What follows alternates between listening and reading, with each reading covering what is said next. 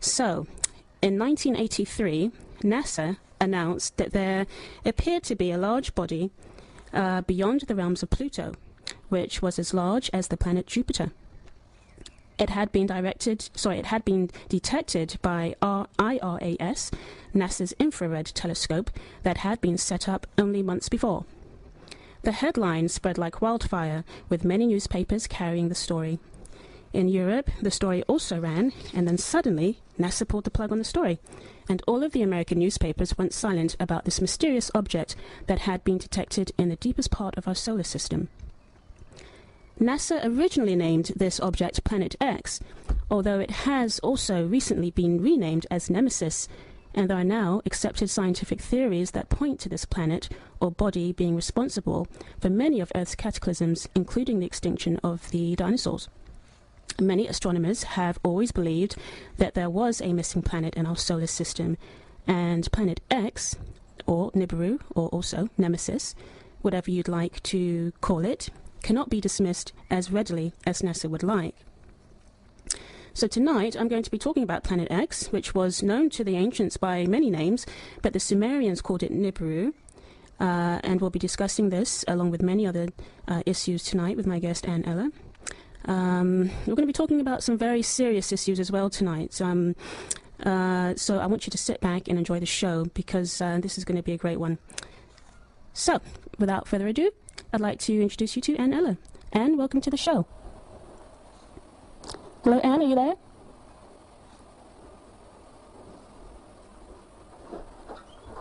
Anne, can you hear me? Okay, well, it looks like we've lost the call, so what we'll do is we'll go to a break and hopefully... Yes, I am. Hi, well, welcome to the show. Thank you. We seem to be having some... Yeah, well, I'm really excited about having you tonight. We've obviously been exchanging quite a few emails, but this is our first time really talking on the phone with each other, so I'm very excited about that. So just, I mean, you might have missed some of the introduction. But I just wanted to just also let the audience know, you know, this is a new radio show, and we're here on Peterborough FM, which is a community radio station. And, you know, in the metaphysical and New Age community, we talk amongst ourselves in almost another language, because there are so many concepts that we have reconciled with ourselves over the course of our lives as being true. But for others, well, they are miles away from what we believe. So when I decided to start this radio show, I deliberately wanted to get out of the safe zone and take this information to those who may be ready to hear, but just haven't been exposed to this type of information yet. Because, you know, obviously, Anne, as we both know, there are some very important things happening here on the planet at the moment. You know, that's for sure. In fact, just about an hour ago, there was another very large earthquake. Right, where was that? Just northeast of New Zealand, right, in the Kermadec Islands. It was a 7.9, but the USGS is dumbing down all of those numbers. Yes. So we can assume that it was at least an 8.4. That's right. And I think I actually recalled with the Japanese earthquake, they did the same thing, didn't they? They said it was like an 8-point-something, and then finally they admitted it was about a 9-point or something, you know, yes, it was a bit higher than what they had originally said. Yeah. Well, you know, I mean, you know, the Western world, you know, through its economies is collapsing, and I know a lot of people think things will go back to how they have always been, but we are moving into a brand new cycle of time, and, you know, with the information you've just given me this evening, it's definitely speeding up. Things are speeding up with great force. And also, you're in Arizona, aren't you? Pardon? You're in Arizona, aren't you? Yes, in Sedona, Arizona. In Sedona. And I heard about, you had, I think it was yesterday, did you have a big dust storm or something? Well, it's the monsoon season now, and we've been getting really heavy rains, and we had hail that was about the size of a $50. Right, so it was very abnormal, let's say. And we also had a very good UFO sighting the night of the 4th of July. Right. Over in Cottonwood. Some people saw it, and they were so excited. They're drawing pictures, and they're reporting it to all the agencies. Yeah. And we also had a sighting of Bigfoot here a couple of weeks ago. Right, okay. So we're getting a lot of activity over here. It seems like there are more and more sightings going on. I mean, I know there's always been lots of sightings. People always seeing UFOs and having, you know, experiences. But would you say that they have increased probably in the last couple of years? Yes, definitely. Quite dramatically. And that's on purpose. They're showing themselves to larger groups of people for longer periods of time now. Because it's getting ready. I mean, it's time for us to accept that we're not the only ones in the universe. Yes. And it's time for us to begin our interaction with our neighbors throughout the galaxy. I think it's one of the most exciting times you could be alive on the Earth. Well, as they say, we've chosen to sort of be here at this time. And I know there's quite a lot of people on the planet currently. So, Yes. you know, I think the problem for many of us who, you know, we've been into this information for many, many years. I mean, I've been into this information since I was a kid. It just came very natural to me, and I've never questioned the fact that we're not alone, or, you know, with all the different subjects that are out there that you can research for yourself and educate yourself with. It's just been so natural for me, but not everybody has had that road. So I think so many people now are going to be coming into a time when they're seeing things happening and they can't quite explain it, but it even makes them they might even feel quite uncomfortable with it. You know, it's unsettling for them. You know, one thing that they need to understand is that this is a very unusual period of time. It's very unique because we have many cycles coming to a closure now at this time. We also have the aliens that are here to help us, and we also are beginning our ascension into the fourth and fifth dimensions. This is a spiritual ascension that's taking place, and at the same time, Planet X is coming through our solar system and is going to cause a pole shift here on the Earth as it passes. So because it's quite close to us already, this is why we're getting more and more earthquakes, stronger earthquakes, more volcanic eruptions. And we can, if you want me to go into the Planet X, we can talk about that now. Well, what I'd like to do, Anne, is actually just start with your beginning, and I'd like you to discuss with us your work with Dr. Ellen Hynek, and I definitely want to get into Planet X. I want to make sure we have plenty of time for that, because I really would like to speak about Planet X, and also what you were just touching on there briefly about the shift in consciousness that is now taking place here on the planet. So I want to make sure we have enough time for that later in the show. So why don't you just tell us a bit about how you, because many of the listeners may not have heard of you before, but many might have as well. So just briefly sort of explain to us how you came across Dr. Hynek and how you began working with him. Okay, sure. I started having UFO dreams in 1976, and I had them night after night for 4 solid years. And it almost made me crazy. I didn't know what was taking place, and I started reading everything I could about UFOs and aliens and talking to anybody that would talk to me about it. And in everything I read, in every conversation I had, there was one name that kept cropping up, and that was Dr. J. Allen Hynek. Because, excuse me, he was known as the father of UFO alien research. And he was the man that was hired by the United States government and military to debunk all the sightings that they were having.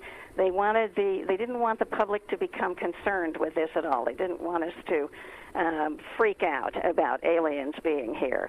But anyway, I thought, well, he's got to know the answers to my questions. So I wrote him a letter, told him about the dreams, and sent it to him.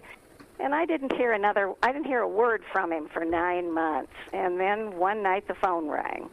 And it was him, and he said he had just found my letter under his desk. Now, after I got to know him better, that was kind of typical. He was a little bit of an absent-minded professor. Very typical of a scientist, isn't it? Yeah. Yes, and didn't keep the office very neat. Yeah. So he said he was interested in the dreams and wanted to know if I had kept a log, and he wanted me to tell him about them, so I did. And I sent him a copy of the log, and then I never heard another word. So this was in 1980. So in 1985, I was a nurse working nights at the hospital, and I came home one morning and opened up the newspaper, and on the second page, the headline was, Dr. J. Allen Hynek brings UFO research to Scottsdale, Arizona. Well, I couldn't believe it. It was literally in my backyard. So I thought, well, this is definitely an omen. I have got to go over there, and I've got to be involved. So that's what I did. I volunteered my time for the first 3 weeks and set up the office. And then Dr. Hynek asked if I would come to his office and set it up and be his personal assistant. So I said, well, I absolutely would. I thought it was an opportunity that only comes by once in a lifetime. And so for $100 a week was all he could pay, I went to work for him full-time. And that was during the last year of his life. It wasn't too long after that he was diagnosed with prostate cancer. Yes. Yep. So that's how I got involved in the UFO research part of it. So the year that I was with him, I met a lot of the researchers. I talked to an awful lot of the experiencers, the people that were being lifted and were having experiences with aliens. It was just fantastic. Yeah, I can imagine. The most exciting thing that year was when he sent me to a UFO conference in Wyoming. Right. And I was visited by a very large group of female extraterrestrials.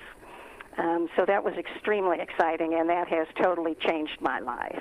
I want to get more into that story because I've heard you speak about the story before, but I just want to backtrack slightly because you've got lots of details there, and I want to make sure that we're picking up on all of them.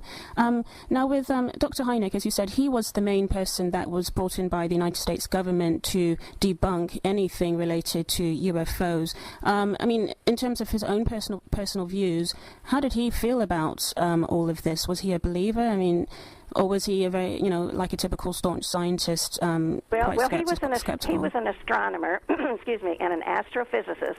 He was very much a scientist, and he didn't really believe that these vehicles were extraterrestrial in the beginning. He thought perhaps they were from another country, perhaps Russia. Or maybe Germany, because I know supposedly Germany had been doing some experiments. Yeah. Exactly, and when the Second World War ended, we recruited those German scientists into our underground society that was working with the aliens, and they helped us build all of the UFOs that we have today. And we now have a complete fleet, interstellar fleet.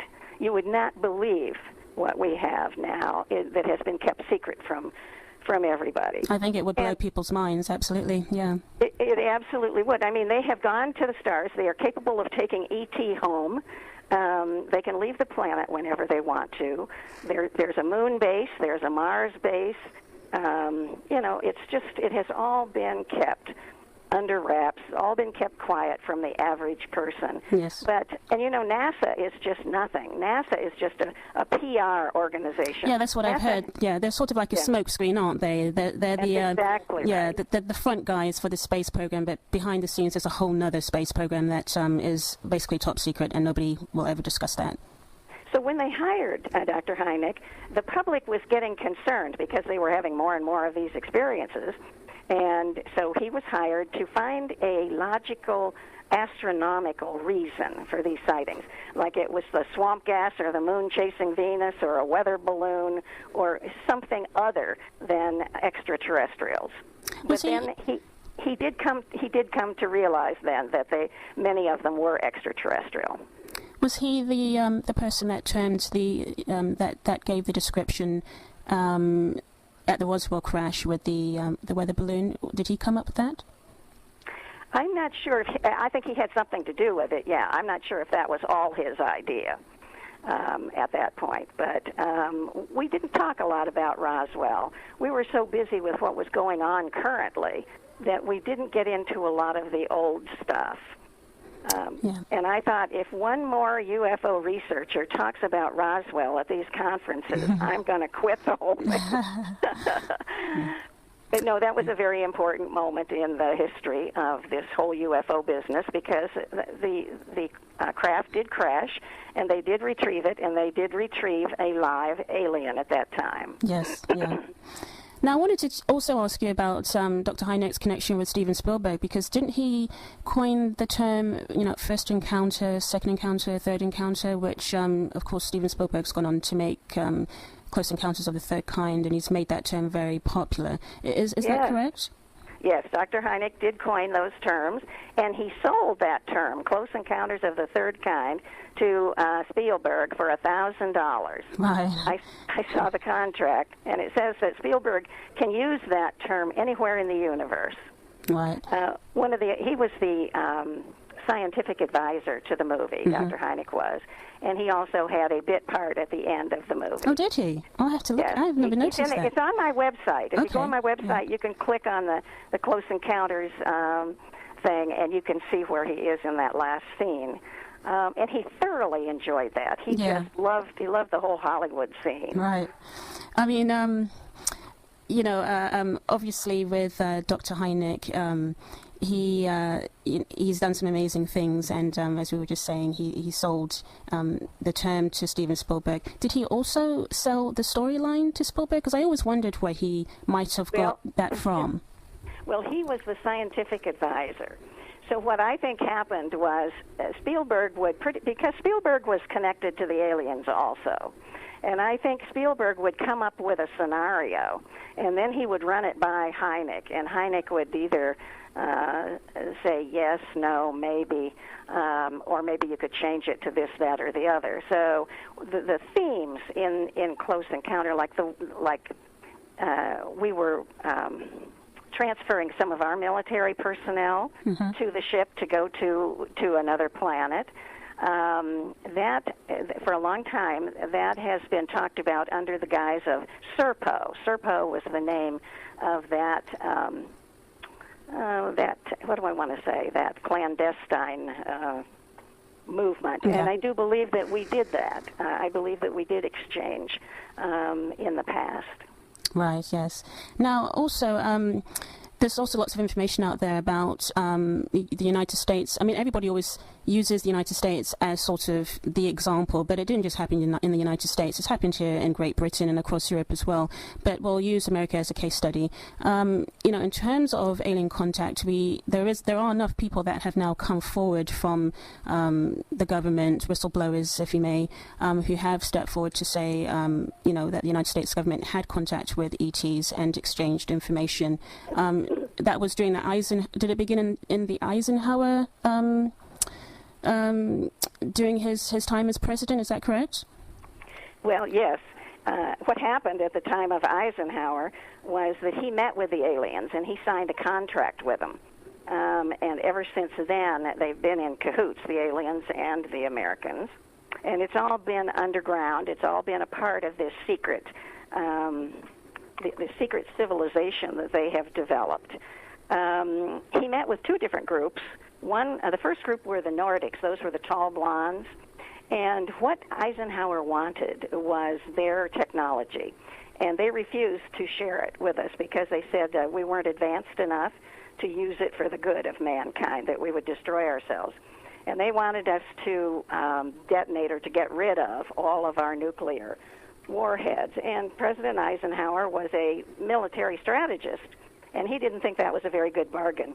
So he said no, and then he met with the Greys from Zeta Reticuli, and he did sign a treaty with them, and he gave them, he gave them permission to abduct humans for their hybrid breeding program.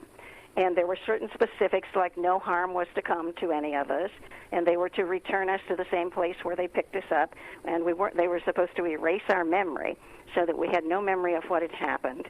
And then on a regular basis, the aliens were supposed to furnish MJ-12, which was this secret organization here in the United States, top secret. They were supposed to furnish them with a list of all the ones that they had abducted. So that's what happened, and that started the 60-some years that the United States and the aliens have been in cahoots. And God knows what they've developed. Yes, absolutely. It's all been underground, and it's all been secret, and they funded it mainly with drug money, heroin and cocaine, and they have a $2.5 trillion budget every year for this secret outfit. So it's been absolutely an eye-opener to find these things out. Yes. And this is what's so difficult for people to take on board, because, you just do not hear this, in mainstream dialogue. They're just they are not talking. Don't. And any time anyone of any substance does try to bring any of these subjects up, they're quickly dismissed. The individual is basically seen as a lunatic, and someone who's talking absolute nonsense. When the truth is, there are so many now military men coming forward talking about their experiences. I'll give you an example as well from our side here, Anne. I was watching the BBC Breakfast News last summer, and there was a gentleman on the show, on the breakfast show, and he had worked with our MOD, the Military of Defence here in the UK, and he was talking about the experiences that the British government have had with ETs and ET contact. And there are a certain number of files that, well, this was last year, but there were a certain amount of files that were being released into the mainstream, into the public, and basically he just sat there and said, we've had contact, they look just like us. And, some of us are now trying to get the information out. And the presenters were just looking at him, just spellbound. I mean, it was too much for them to take. I just love England because you've got all the crop circles over there. And that's been going on for centuries, hasn't it, the crop circles? It's not really new. Yes, and the aliens love it over there. Yeah. And then there was the big Bentwaters case over there. I think that I think the aliens love the British too, because you do have a lot of activity over there. You do, yeah. And there are underground bases even in England that people don't know about. We've got them in Dulce, New Mexico. We've got Area 51 in Nevada, and we've also got them in Australia. That's Pine Gap, isn't it? Pine Gap, yeah. Yes. I've heard that that's a retreat. Is that true? Yes, R&R retreat, I think it is. Yes, where that's they what can Bob go Dean and says. have a vacation, right? It's so funny. So, we've touched on briefly on the work of Dr. Hynek, and it must have been an amazing time for you. You must have seen so many files, so much information coming through your fingertips, and so many different characters as well. Let's just move along slightly. So now let's go into your experience that you had. There's one question I did want to ask you about before we move on, Sure. and that's the Majestic 12, because I believe you came across some information about them, didn't you, while you were working in his office? Yes, I did. I saw a list of the names of MJ-12 in the files, and it's just amazing. There were so many of them that were top security people in the United States. These were the top military, top secret people. And, one thing we have to keep in mind is that above the President of the United States, there's about 27 levels of top secret. That's right, yes. So, the President doesn't know everything, and that was the whole Kennedy situation. He got wind of all of this alien stuff. So he demanded the files, and he was planning on bringing it to the attention of the general public, and that's why he was assassinated. Yes. And he was assassinated by a member of MJ-12. Yes. So, these people, these guys were just incredible, and it was President Truman that organized them first, and the purpose was to find out just what this alien agenda was all about. But then from then on, it just became more secret, and they just ran the whole show with the aliens then at that point. Yeah, and Dr. Hynek was moving in some very high circles, obviously. I mean, did you ever feel that he feared for his life? I mean, I know, have you ever heard of Professor James McCanney? He's a scientist. He currently does a show called The Science Hour, and I believe he's a former astronomer as well. And he talks about, how manipulated the scientific community is, and how they keep the highest level scientists quiet. They pay them off, they bribe them, they blackmail them, anything that you can think of they do. Do you feel, or do you know if Dr. Hynek had any of those kinds of experiences? Do you think he was afraid for his life at any time?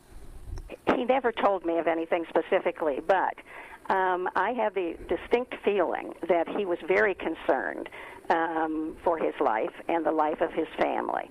And he knew that he had to toe the line or there were going to be consequences. So that's why he didn't speak out very much. Yes. He kept everything very close to his chest because he was there in the middle of all of it. He was the man, and I knew he was having alien experiences. Must have had, yes. I knew they wouldn't leave him alone because he was the guy. And I kept after him and kept saying, come on, tell me what's happening. Tell me what you know. And he wouldn't. He just would not say it. So the last time I visited him, just before he died, he looked at me very intently, and he said, I want you to know I've had my own UFO experience. Okay, right, yes. So that was... so you let that one out just before you left. I felt that was his parting gift. Mm-hmm. Yeah. So, yeah, he was... there was a certain concern that he had, that he needed to toe the line. And this is what they've done with the astronauts, yes, the scientists, with anybody that knows anything. They've threatened them within an inch of their life, and if that wasn't, keeping people in line, then they would threaten the families. And usually when your loved ones are threatened, then you're willing to do anything. I mean, I can corroborate that. I have an uncle who was is a scientist still, but he's no longer practicing in the scientific community. But he was recruited from this country to work abroad in America at Monsanto. And he worked in top secret, he basically worked within a top secret type program, and he never spoke about what he was doing. And only recently he's been coming out with things to the family about what he actually did, and we're finding out that he's one of the forerunners of stem cell research. And for all these years, he's kept it quiet. He's kept it quiet. Yeah, and that's what I always remember that growing up. My mother saying he can't speak about his work. We're not allowed to ask him any questions. And usually it comes out when they know they're going to die. Then they'll tell it all. And this is what Ben Rich did. He was the CEO of Lockheed and Lockheed Skunk Works, and he was the one that said, we have a complete interstellar fleet. There are only two kinds of UFOs, the kind that the aliens make and the kind that we make. Yes, yeah. And so a lot of it. And then he also, one of his engineers also came forward and talked about the handheld scanner that they have that was alien technology, and you could you scan the body with it, and you could diagnose the disease, you could treat it, and you could cure it. Mm-hmm. We've had a cure for cancer for so many years. Well, I have my own opinions about cancer as well, because it always seems like so many high-profile people get it at inconvenient times. I mean, Dr. Hynek died from cancer, didn't he? Yes, he did.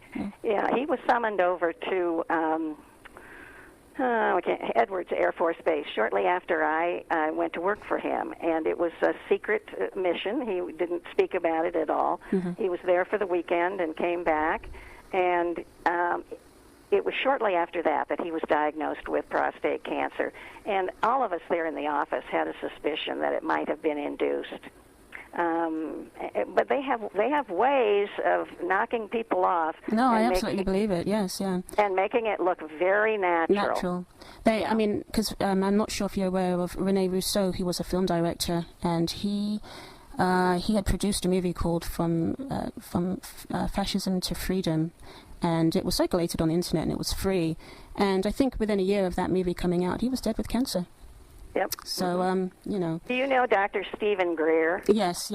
Yeah. Well, his partner in crime, the woman that did a lot of research with him from Colorado, was given breast cancer, and she died of it. Yeah. They gave him melanoma, but he was a doctor, and he caught it in time. Right. So, yeah. They don't rest. No, never stops. So we've covered Dr. Alan Hynek, who's an absolutely fascinating character. We could probably speak about him all evening, but I do want to move along because I really want to make some time for our discussion about Planet X, and also about this new shift in consciousness that's coming as well. I wanted you to just go through that story you were about to say before I moved you along about the ETs that visited you, the female energy that came to you. Yes, well, I went to this conference for Dr. Hynek in Wyoming, and I was there for 4 days, and strange and psychic and unusual things were happening throughout the 4 days. But there was a ranch outside the town there of Laramie that had a history of having a lot of UFO sightings, and a story that the man, Pat McGuire, who owned the farm, was trying to drill for water, and he couldn't find water anyplace.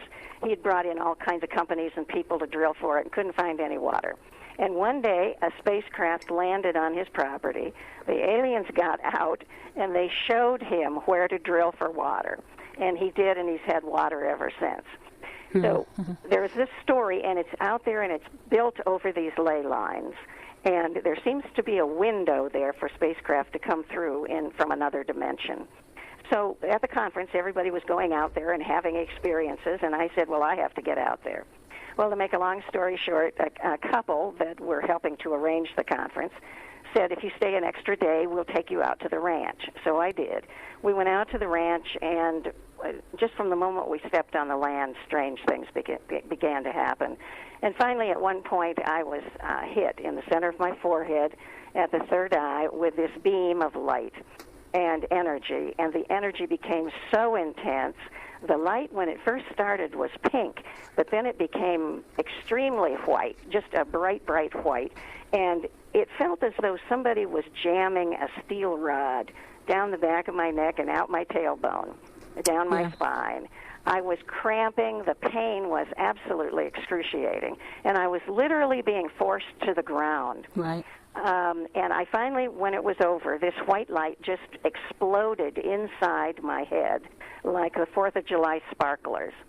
And I ended up in a heap on the ground. And I had a terrible cramp in my leg and didn't think I could get up. Well, this couple was out there with me, but they had been doing something else, and they came running over and said, are you all right? And I looked up at them, and Connie said, my God, look at her eyes. And I have usually very blue eyes, but at that point they were bleached pure white. So I had two thoughts in my mind during that experience. One was, I'm going somewhere. I felt as though I was being lifted up off the ground, and I felt that Doug and Connie were way down there somewhere. And the second thought was, we're changing souls. And I thought, well, this is very strange. Anyway, it ends up that there's a huge lightning storm, a huge thunder and lightning and rain. We got about 25 feet and ran out of gas trying to get back to town. So there were three women in the truck that were left there for a while the guy that drove it went to get gas. And it was during that time that I was given 5 symbols. It wasn't until I got back to Phoenix that Dr. Hynek figured out that we had had about 2 hours of missing time at that point. But then we eventually got back to town and into the dormitory room where I was staying, and there were the 3 of us, Doug, Connie, and myself.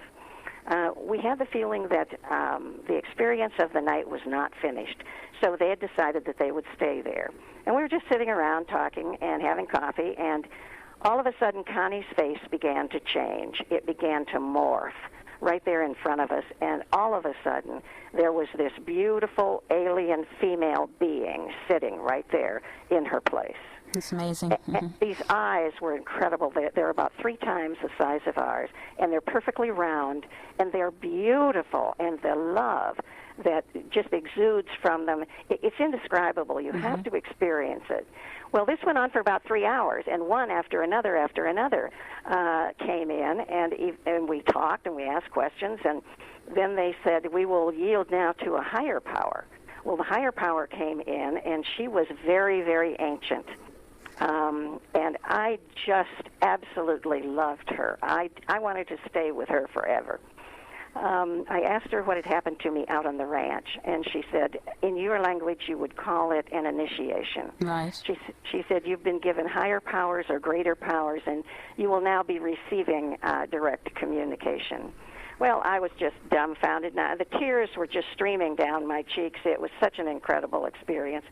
And just about that time, the sun started to come up. It was 6 a.m.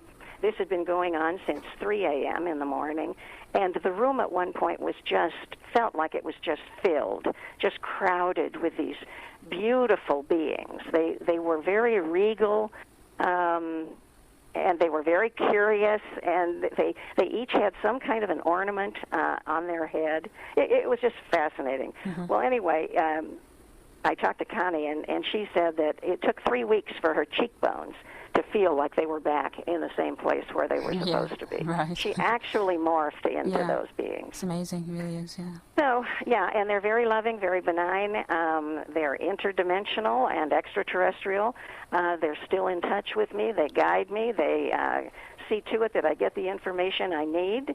And also I have another guide that is not one of them. He's a praying mantis type, and he's been with me since I had the dreams in 1976. Mm-hmm. And he was the one that told me to read the book by Zecharia Sitchin. Yes, let's get on to Planet X, because I'm aware of the time, and I really want to get into that. Yes, so let's get into that. So you read Sitchin's work. Obviously, for those that don't know about Sitchin, he is one of the few people that could actually read the Sumerian text, and he wrote a series of books, didn't he, about, this other planet, the information that the Sumerians had about this other planet, which at the beginning of the show I called Planet X, but they knew it as something else. They knew it as, I guess, Nibiru. If we were to use the English dialect, I guess the sounds phonetically would come up as Nibiru. So please tell us about what you know about Nibiru, because there's lots of people talking about it, and I'm not completely convinced that all of them are talking about things that they know about. Well, before I forget it, the one thing I want to say first is that you are going to be hearing a lot about this comet called Elenin. Yes. It's all over the news now. Yeah. And this is disinformation. This is just trying to get people off the track. So don't pay any attention to Elenin. Right. But Planet X is a planet that's 4 times the diameter of the Earth, and it returns every 3,600 years. It has this long elliptical orbit. And when it's in our solar system now, currently it's about a little less than halfway between us and the sun. So it's probably somewhere around 38, 40 million miles away from us right now, which is not very far. And when it passes us, it will cause a shift. It will cause a magnetic shift. It will also cause a geographical pole shift, and the Earth will actually fall over on its side at that point. Yeah. And at that point, it'll be about 14 million miles away from us. So it's not going to hit us, but it's coming with this huge tail. And there's this magnetic red iron oxide dust that's in the tail, and as that sweeps toward the Earth, we will become covered with that. There are moons in the tail, there are comets, there are boulders, there are all kinds of things, fireballs that we're being pelted with currently, and that will just increase as it gets closer. This was first tracked in 1983, yes. So this is another government cover-up. Yep, They've known about this for 27 years. Mm-hmm. That's they right. first saw it with a telescope in 2003. Now, you can go see it yourself in the Northern Hemisphere. If you get a clear morning or a clear evening and you're up high enough, you can see 2 suns rising on the horizon. And the one on the right at about the 4 o'clock position in front of the sun is Nibiru. So you can see it, you can take pictures of it, and everybody should write this website down. It's Zeta Talk, ZETATALK.com. You can find all kinds of pictures of it on Zeta Talk. Yes, there are some amazing photos on there. I was looking on that website. I go back and forth to that website, but I was looking the other day and just looking through the archives of photos. Some of them are absolutely amazing. I hadn't realized that they had been capturing it so clearly because, as I say, there's different information going on out there. Some are saying it's going to miss us completely, and the ETs that are out there aren't going to allow it to get into our atmosphere and cause any problems. No, that's disinformation. That's wishful thinking. It's wishful thinking, and there are others like yourself that are being more realistic, and that's one of the things that, in the New Age community we suffer with. This, it's nice to have the love and light, but it's a bit too saccharine and sweet and not down to earth in terms of the facts and what is really going on. And there are some important things to be taking on board here. Are you aware of the work of Major Ed Dames? Yes, I know him. Yeah, a remote viewer. Ed Dames worked for the United States government as part of the intelligence agency as a remote viewer. And what he has to say about all of this is he and his team, over several years, they have been going into wherever they go, the ether, and looking at the timeline to see what they can find. For example, with the Millennium Bug, they couldn't find anything. They didn't see any problem. Everybody was getting themselves all twisted up and worried about the Millennium Bug and that, you know, it was going to cause a big chaos. Well, it didn't happen, and he said it's not going to happen, so he was correct. He predicted the earthquake in Japan, and also this last earthquake in Japan, and also the nuclear reactor going off, so he was correct about that. Most of his predictions that he and his team make are usually about 99% correct, and what he has to say is very important. He believes that they are seeing a planetary body of some sort coming close to the sun. The time frame that he is giving is around March of 2013. By that point, we should be in our safe zones already for anything, basically. And he sees it being quite, it's going to cause a lot of devastation across the globe, and it's time to prepare yourself from now. So what would you like to add to that? Well, I would add that I think it's going to happen before then. I think it's going to happen between now and the end of 2012. What I want the listeners to know is that you can survive this. It's going to be very devastating, but you can survive it. You need to stock up on food, water, and medical supplies. You need to move inland at least. Well, of course, in England, it's hard to get 100 miles inland. But what is your highest altitude there? I have no idea, but I would imagine in the hills of Scotland would probably be quite safe, maybe. Yeah, you need to be about 1,000 feet up, because the tsunami that's going to hit the UK is going to be very devastating, and that's going to happen much sooner. That's going to be within the next few months, so people need to be planning now. You want to locate out of the cities. You want to think of a camping life. You want to have a garden of your own. You want to just, if it's possible for you to take a Red Cross course or a survival class, you should be doing that now. I think, yes, and I think also, you know, I would say to people as well, do your own research. There's plenty of information going on out there, but do your own research. I know a lot of the newspapers and the mainstream online media newspapers, they are at least running articles about the solar flares, the solar maximum that's going on currently, and they have warned people that it's going to get a lot more intense, and they are worried about the grid going down. So there is a lot going on, and you're not going to hear this on your television, so you really do need to and I'll give you another excellent website, is www.pole, P-O-L-E, shift, S-H-I-F-T, .ning, N-I-N-G, .com. Yep. And that's going to give you all the information from around the world as it's happening. It's an incredible website. Well, we're going to have you back on the show, Anne, because we've run out of time. I can't believe this hour's gone so quickly. But well, I'm hoping to come over there in Yes, October. you are. We're trying to get you over here, so hopefully maybe we might even get you back on around that time if we can make this work. And I just want to let the listeners know about Anne's book. It's called Dragon in the Sky, Prophecy from the Stars, and you have been listening to Anne Eller. So I want to thank you for coming on the show tonight. And your website, you want to just quickly say your website? It's Ann, A-N-N, Eller, E-L-L-E-R.com. And I have a video up there that explains all of this, so they could go and find out a lot more. There you go. Well, thank you so much, Thank you, Valentine. I have enjoyed it. Yeah, we'll talk soon. We're definitely going to try to get you here in October. All right, great. Thank you so much. Okay. Bye. Right, so that's the end of the show, guys. It's been a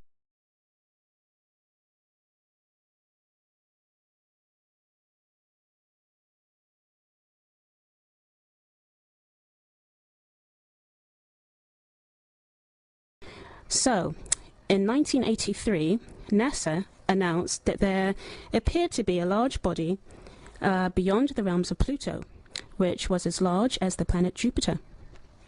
It had been detected by IRAS, NASA's infrared telescope that had been set up only months before.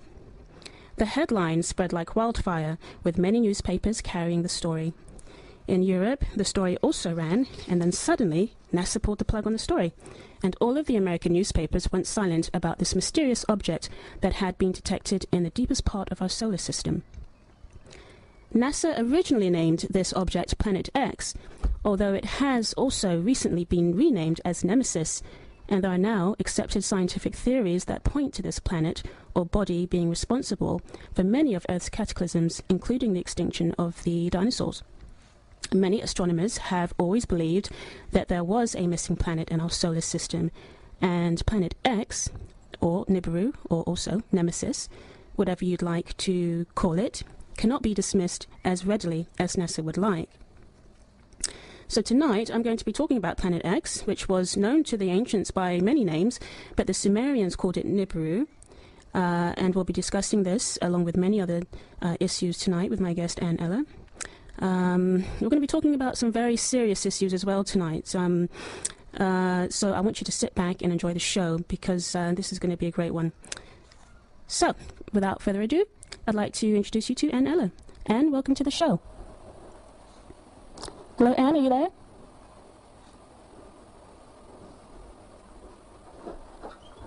Anne, can you hear me? Okay, well, it looks like we've lost the call, so what we'll do is we'll go to a break and hopefully... Yes, I am. Hi, well, welcome to the show. Thank you. We seem to be having some... Me. Yeah, well, I'm really excited about having you tonight. We've obviously been exchanging quite a few emails, but this is our first time really talking on the phone with each other, so I'm very excited about that. So just, I mean, you might have missed some of the introduction. But I just wanted to just also let the audience know, you know, this is a new radio show, and we're here on Peterborough FM, which is a community radio station. And, you know, in the metaphysical and New Age community, we talk amongst ourselves in almost another language, because there are so many concepts that we have reconciled with ourselves over the course of our lives as being true. But for others, well, they are miles away from what we believe. So when I decided to start this radio show, I deliberately wanted to get out of the safe zone and take this information to those who may be ready to hear, but just haven't been exposed to this type of information yet. Because, you know, obviously, Anne, as we both know, there are some very important things happening here on the planet at the moment.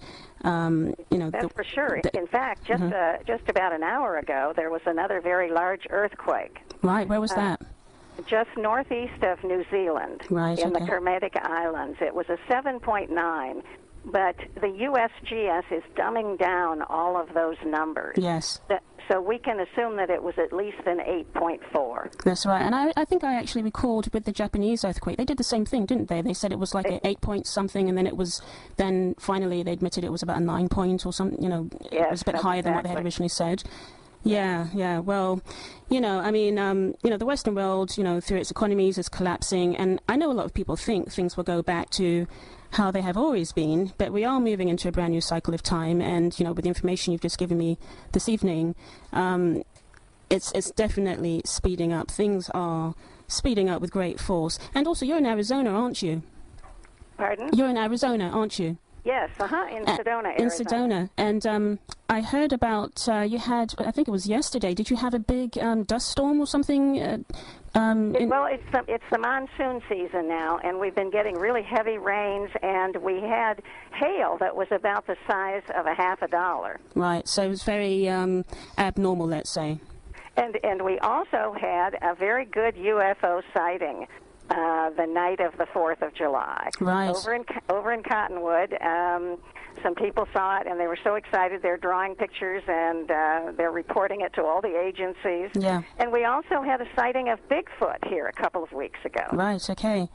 So we're getting a lot of activity over here. It seems like there are more and more sightings going on. I mean, I know there's always been lots of sightings, people always seeing UFOs and having, you know, experiences, but would you say that they have increased probably in the last couple of years? Yes, definitely. Quite dramatically. Mm-hmm. And that's on purpose. They're showing themselves to larger groups of people for longer periods of time now. Because it's getting ready. I mean, it's time for us to accept that we're not the only ones in the universe. Yes. And it's time for us to begin our interaction with our neighbors throughout the galaxy. I think it's one of the most exciting times you could be alive on the Earth. Well, as they say, we've chosen to sort of be here at this time. I mean, I know there's quite a lot of people on the planet currently, so, yes. You know, I think the problem for many of us who, you know, we've been into this information for many, many years. I mean, I've been into this information since I was a kid. It just came very natural to me, and I've never questioned the fact that we're not alone, or, you know, with all the different subjects that are out there that you can research for yourself and educate yourself with. It's just been so natural for me, but not everybody has had that road. So I think so many people now are going to be coming into a time when they're seeing things happening, and they can't quite explain it, but it even makes them they might even feel quite uncomfortable with it. It's unsettling for them. One thing that they need to understand is that this is a very unusual period of time. It's very unique because we have many cycles coming to a